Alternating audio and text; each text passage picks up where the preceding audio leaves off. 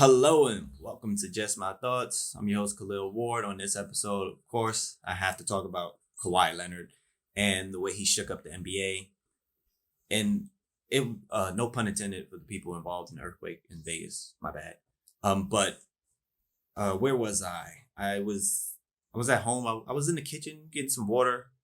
Lay back down, hear the ESPN thing. And I'm like, it fooled me the past few days when I used to hit when I was hearing it. I was like, oh, Kawhi made a decision, and then it'd be like a tennis announcement or something like that, or soccer announcement. So I was just like, oh, it's not gonna be Kawhi news. And I just look at it and it's like Kawhi to the Clippers, Paul George to the Clippers. I threw out a quick tweet like, what? And just seeing the details of it, it's shocking. Honestly, I didn't expect it. Like I wasn't on the Lakers like bandwagon like a lot of people. Um, I I thought he would go back to the Raptors maybe for like 2 years, but nobody said the Clippers. Everything was Lakers, Raptors, Lakers, Raptors, Lakers, Raptors. So for him to choose the Clippers, it's pretty funny, and I like the way his camp handled everything. In terms of the meetings, in terms of keeping things quiet. The Lakers, of course, Magic Johnson start talking immediately. Like he just ruins things. He needs to go away and just tweet because he talked to Uncle Dennis and then he immediately told people, yeah, we spoke to them that he wants to meet with this guy, this guy. And Kawhi's camp doesn't move like that. They like to move in silence. Like we will talk to you, don't tell anybody. Simple rules.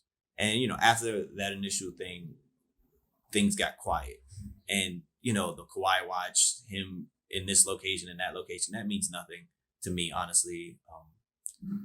Because didn't that happen a few years ago with someone in Boston or something like that? One of the I think Kevin Love or something was in Boston checking out the baseball stadium. But anyway, Kawhi joins the Clippers with Paul George.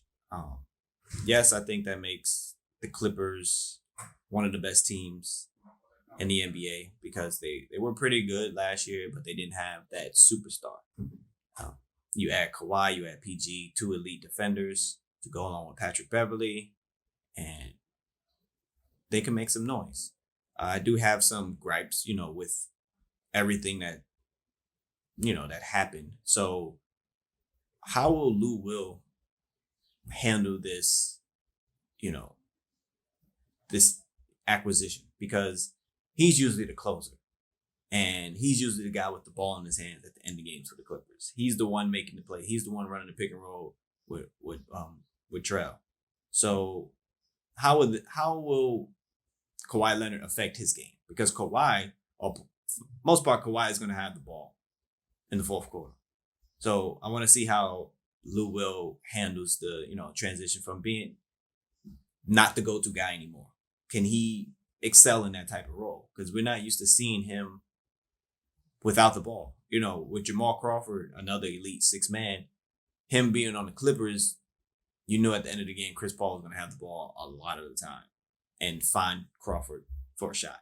We never really seen Lou Will play with a ball dominating superstar. It's usually Lou Will closing out. So I want to see how that dynamic works. I want to see how that works in closing lineups. Will Patrick Beverly be out there in closing lineups for his defense, or will they put Lou Will at like the point guard for the offense? And will teams attack him? Pick and roll and stuff like that. So they added two great players and they have a lot of pieces. From the previous team, and I believe they added Mo Harkless. They have a good team. They have a good roster. They have depth, so they should be really good. Paul George, we don't know when he's coming back exactly, and I don't really trust him in the second halves of seasons anyway. And I want to know how much Kawhi is going to rest. He didn't play back-to-backs last year. The Raptors were still good. They were like 17-5 without him. How will the Clippers look without him? So that's all the things that I'm looking forward to in the season for this team, for this new look Clippers.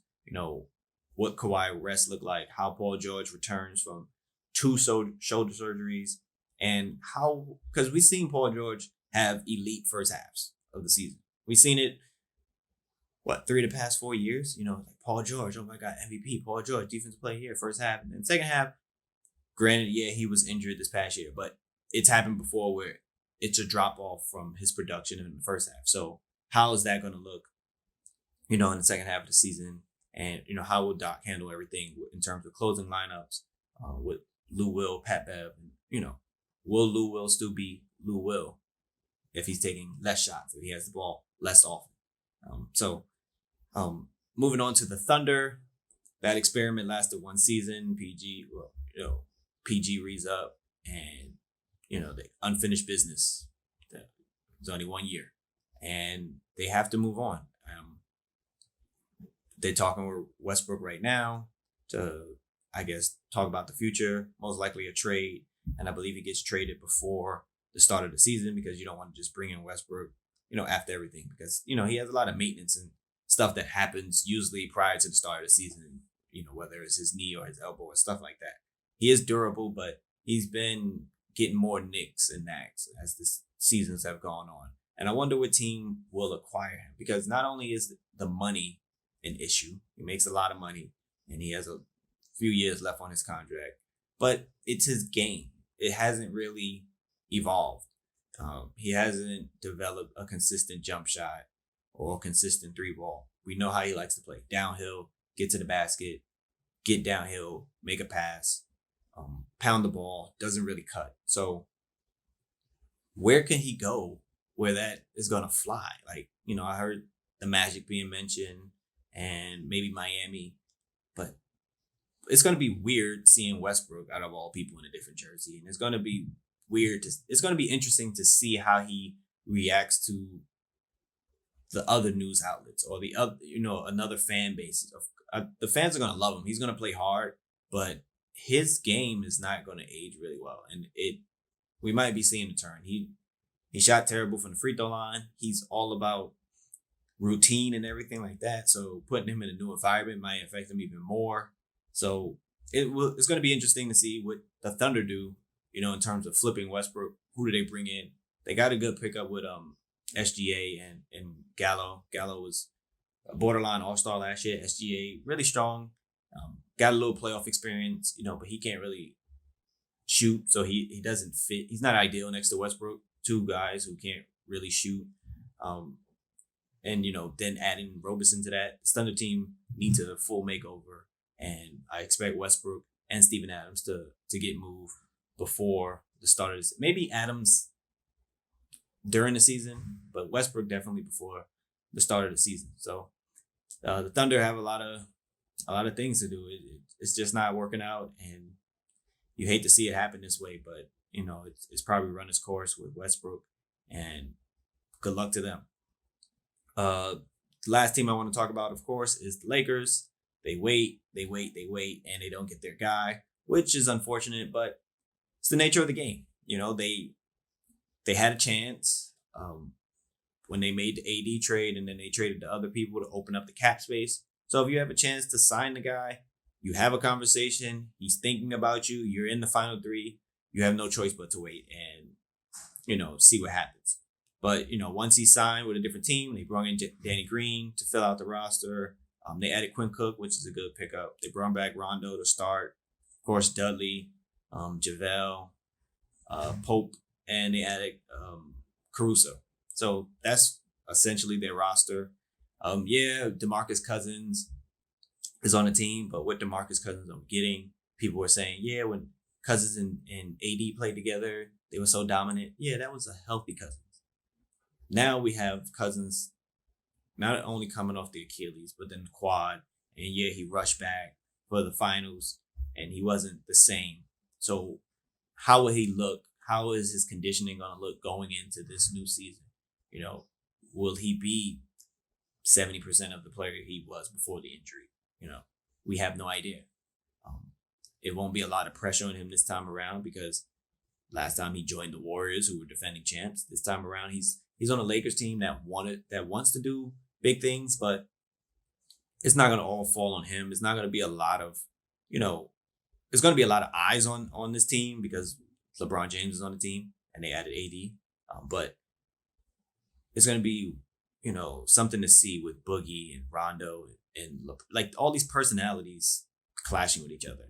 They have, I think the locker room will be pretty good because Danny Green is a good locker room presence, championship experience. Quinn Cook probably quiet but championship experience. Boogie just went on a finals run. Rondo championship experience. Dudley great vet, that everybody says.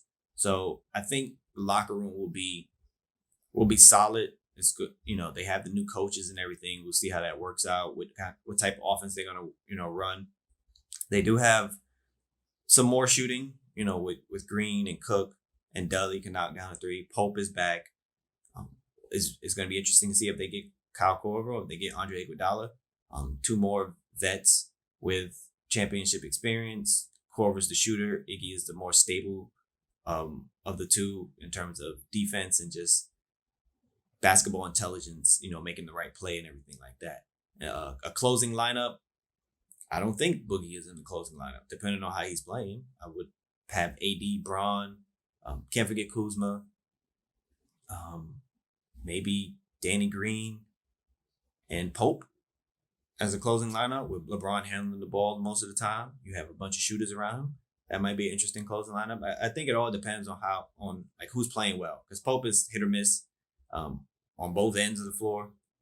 Green is usually solid. I think he'll be in the closing lineups most of the time. If Cook has it going on, will he be in the closing lineups? But be attacked on defense. The Lakers, it's not everything that they wanted, but it was a coin toss. We knew that, trying to get Kawhi, and they added some decent pieces. I don't think it's a championship team. Of course, they can always make some movements and during the season in terms of buyout guys, but right now is this roster better than last year's roster? Probably, because they have AD. So I'll say it's better than the previous roster. They have more vets, people who've just been through stuff and understand that the regular season is just that, the regular season. But I don't think this roster has enough 16 game players, as Draymond said, and they're gonna need that. Rondo can get people involved. He literally just played with Boogie and AD in New Orleans, so he should have chemistry with them there. But again, they need shooting. And last year they were terrible on LeBron James passes at the 3-point line, and they were terrible just shooting threes overall. So they need people to hit shots. They need people to be consistent. They need more defense, consistency. And we'll see what happens with LeBron. He's, everybody's saying he's closing in on 60,000 minutes, how he's going to look in this next season. Granted, he has a lot of rest from not being in the playoffs. How will he come back?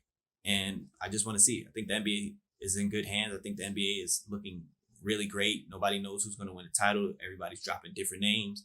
Utah, Denver, Milwaukee, Philly, the Clippers. So the season is going to be a lot of fun. And it's only July. Wow.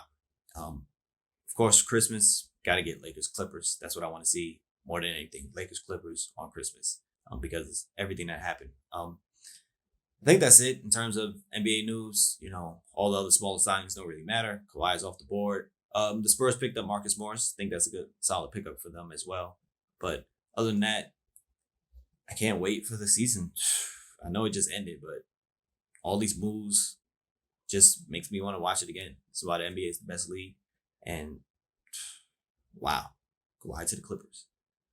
Thank you for listening. Deuces.